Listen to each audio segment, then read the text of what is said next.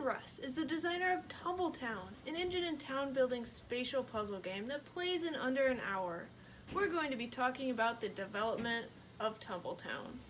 How long has Tumble Town been in development? How many different versions of the game do you think there's been? Tumble Town has been in development for about 2 years, and there's been about 8 significant different versions. That's quite a few. Let's go through the different iterations of the game and talk a bit about why each change happened. First, there was the original game. What about this game made the next version happen? So in the original game, there wasn't enough dice mitigation, so you may roll poorly and not be able to build your buildings. So we added this thing called the dice mine, and the dice mine were essentially pre-rolled dice that when you drafted a building, you got to draft a dice, so you could count on that number. But that was eventually taken out just because not rolling some dice and rolling some was a little bit confusing to players. But instead of that, we made the level 1 buildings have more dice manipulation power, so you could get the numbers you want eventually. So that's version 3. What was the next major change? Was it to get rid of shacks? Yeah, there had originally been shacks, and shacks were variable starting powers for each player. They were just 1 die buildings that most people would just build on their first turn so they could have access to their power. But we found the game didn't need that much depth quite at the beginning, and that first turn was kind of like a non-turn. So instead, we decided to add horses, which were more streamlined starting powers, and it allowed players to jump right into the interests and decisions of what buildings they wanted to build.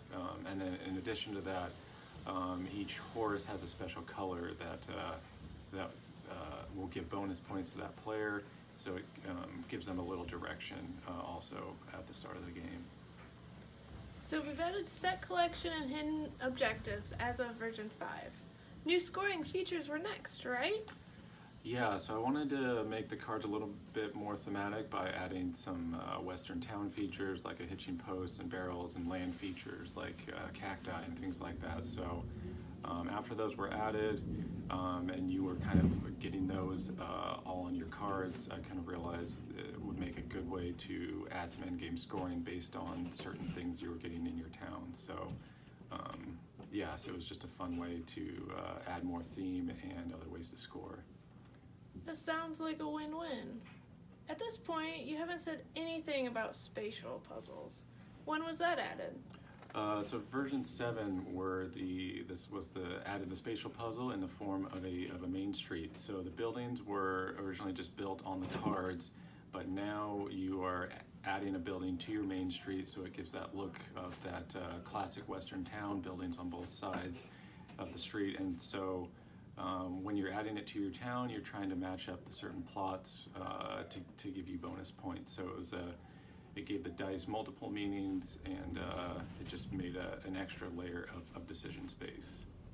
That sounds really close to the current version of the game. Was there anything else that was changed?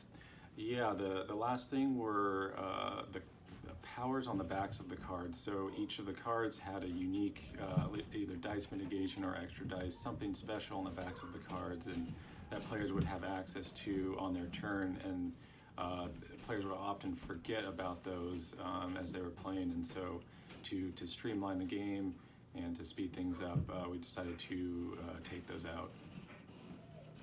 Well, that was quite the journey for this Western game. Thanks to Kevin Russ for guiding us through the versions of Tumble Town, and thanks to you for listening.